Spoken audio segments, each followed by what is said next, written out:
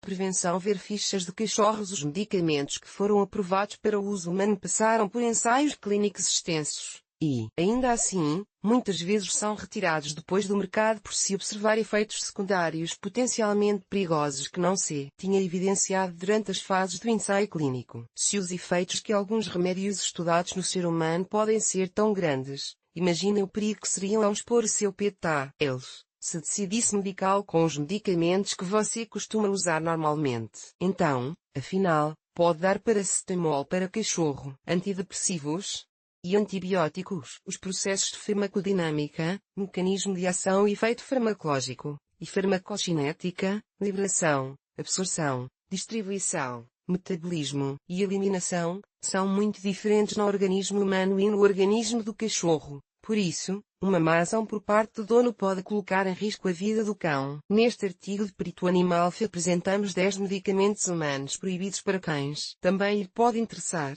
Pode dar paracetamol para cachorro. 1.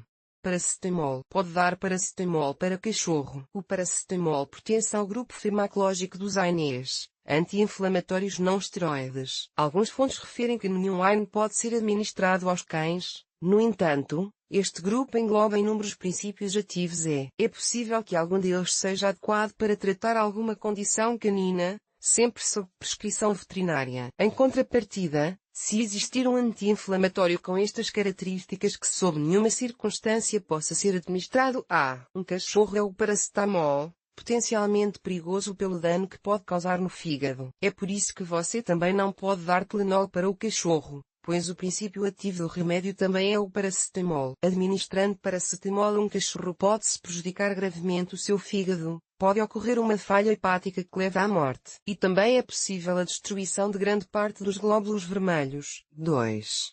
Ibuprofeno. Trata-se de um princípio ativo que também pertence ao grupo dos ANEs. É mais anti-inflamatório que o paracetamol, mas possui uma capacidade menor para diminuir a febre. O seu habitual e perigoso uso em humanos faz com que pensemos muitas vezes neste anti-inflamatório como uma opção para tratar o nosso cachorro quando este apresenta dor ou dificuldade de movimento. No entanto, o ibuprofeno é tóxico para os cães em doses que superem as 5 mg por quilo de peso corporal. Isto significa que um comprimido de ibuprofeno para adultos, 600 mg, seria mortal para um cão pequeno. A intoxicação com ibuprofeno manifesta-se através de vômitos, diarreia, perda de apetite, falha renal, falha hepática e inclusive morte. Remédios como Advil, Alivium e Ibuflex têm ibuprofeno em suas fórmulas. 3. Benzodiazepinas. As benzodiazepinas formam por si só um grupo farmacológico onde podemos distinguir princípios ativos como o alprazolam, diazepam ou clorazepate dipotássico. Tratam-se de remédios que em humanos são utilizados como fortes sedativos do sistema nervoso central, sendo prescritos no caso de ansiedade, nervosismo ou insônia, entre outras condições. Algumas benzodiazepinas, por exemplo, o diazepam, são utilizadas no tratamento da epilepsia ou ansiedade. No entanto, apenas um médico veterinário pode prescrever o uso deste fármaco. Por este motivo, muitas pessoas consideram que é oportuno dar este tipo de medicação ao seu pet quando ele se encontra inquieto ou sofrer de ansiedade, mas as benzodiazepinas provocam nervosismo e ataques de pânico nos cachorros, além de ser muito perigosas para a sua saúde hepática. Curiosamente, as benzodiazepinas foram feitas com o objetivo de possuir uma maior margem terapêutica que os barbitúricos. No entanto, nos cães acontece o contrário, utilizam-se os barbitúricos pois são mais seguros, sempre que sejam administrados sob prescrição veterinária. 4. Antidepressivos. Existem muitos tipos de antidepressivos, embora os mais conhecidos sejam os inibidores seletivos da recaptação da serotonina, ISRS, um grupo dentro do qual podemos distinguir princípios ativos como a fluoxetina ou a paroxetina. Não afetam apenas diretamente a saúde renal e hepática do cachorro, como também podem transtornar o adequado funcionamento do seu sistema nervoso, sendo isto prejudicial para a saúde do seu pet. 5.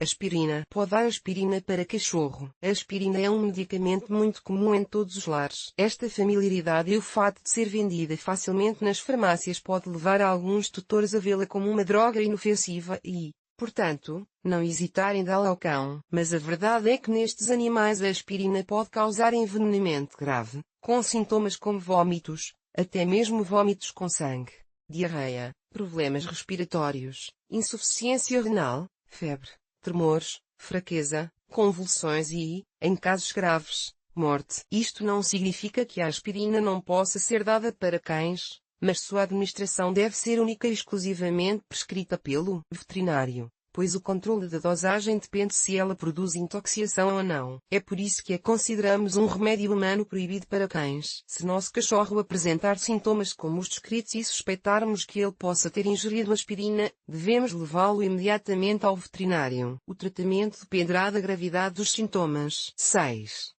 Antibióticos. Cachorro pode tomar antibiótico desde que seja prescrito por um veterinário. Os antibióticos são drogas amplamente administradas para combater as bactérias. Mas isto não significa que devemos dá-la ao nosso cão sem nenhum controle veterinário. Se o fizermos, corremos o risco de causar envenenamento, mesmo grave. É neste sentido que os consideramos como um remédio humano proibido para cães. Os sintomas de envenenamento incluem hipersalivação, letargia, vômitos, diarreia, insuficiência hepática ou renal, lesões cutâneas, convulsões, tremores e, em casos extremos, a morte. Há um grande número de antibióticos no mercado e cada um deles terá um risco diferente de toxicidade. Portanto, se seu cão ingeriu um incontrolável, você deve consultar seu veterinário imediatamente. 7. Antihistamínicos. Os antihistamínicos são medicamentos muito comuns nas casas onde vive alguém com alergias, pois são amplamente utilizados para tratar todos os tipos de reações de hipersensibilidade tanto na medicina humana quanto na veterinária. Mas isto não significa que eles sejam inofensivos e que podemos dá-los ao nosso cão sem uma receita veterinária. A ingestão inapropriada torna esses medicamentos humanos fora dos limites para cães. Podem causar sintomas como agitação, letargia, sonolência, alterações de ritmo cardíaco, vômitos, diarreia, anorexia, convulsões e até mesmo a morte. Portanto, é importante entrar em contato com seu veterinário se algum desses sinais ocorrer, pois o cachorro pode ter tomado um antihistamínico. 8. Diuréticos. Os diuréticos, como a furosemida ou a espironolactona, são drogas utilizadas para remover o excesso de líquidos, por exemplo, quando estes se acumulam nos pulmões, o que muitas vezes é o caso em doenças cardíacas. Eles são prescritos tanto na medicina veterinária quanto na humana, ou seja, podem ser usados em cães, mas nunca sem recomendação veterinária, pois o uso inadequado faria com que esses medicamentos humanos fossem proibidos para cães, de modo que sua ingestão poderia levar a envenenamento, cuja gravidade dependerá da quantidade ingerida e das características de cada animal. O sintoma típico do envenenamento diurético é a desidratação. O cão urinará excessivamente e ficará com sede e letargia. A insuficiência renal aguda pode até mesmo ocorrer. Embora isso seja incomum, um veterinário deve ser consultado imediatamente. 9. Remédios descongestionantes. Os descongestionantes são os medicamentos usados para resfriados ou gripe. São remédios humanos que são proibidos para cães, especialmente aqueles compostos por vários ingredientes ativos, pois sua ação combinada seria mais perigosa. Eles também têm uma margem de segurança baixa, o que significa que uma pequena dose desencadeará sintomas de intoxicação, como agitação, hiperatividade, vômitos, pupilas dilatadas, aumento do ritmo cardíaco e da pressão arterial, tremores musculares, convulsões ou mesmo morte se a dose tomada for muito alta. Uma atenção veterinária imediata é vital. Neste artigo explicamos as causas e tratamentos para um cachorro com o nariz entupido. 10.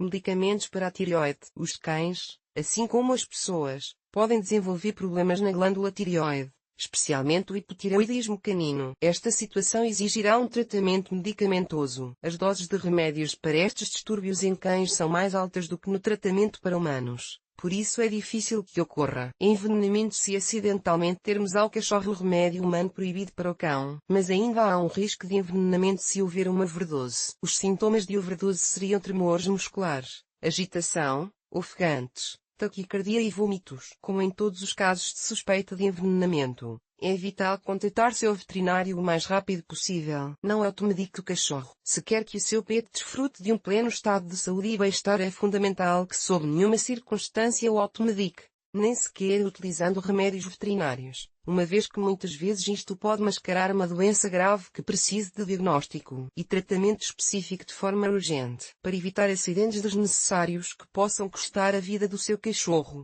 Tenha consciência e consulte o veterinário quando observar algum sintoma de doença no seu cachorro. Agora que você conheceu os 10 remédios humanos proibidos para cachorros, não perca o vídeo a seguir no qual listamos 11 coisas comuns que podem matar o cachorro. Este artigo é meramente informativo. No perito animal, com BR não temos capacidade para receitar tratamentos veterinários nem realizar nenhum tipo de diagnóstico. Sugerimos-lhe que leve o seu animal de estimação ao veterinário no caso de apresentar qualquer tipo de condição ou mal-estar. Se deseja ler mais artigos parecidos a 10 remédios humanos proibidos para cães, recomendamos-lhe que entre na nossa seção de prevenção.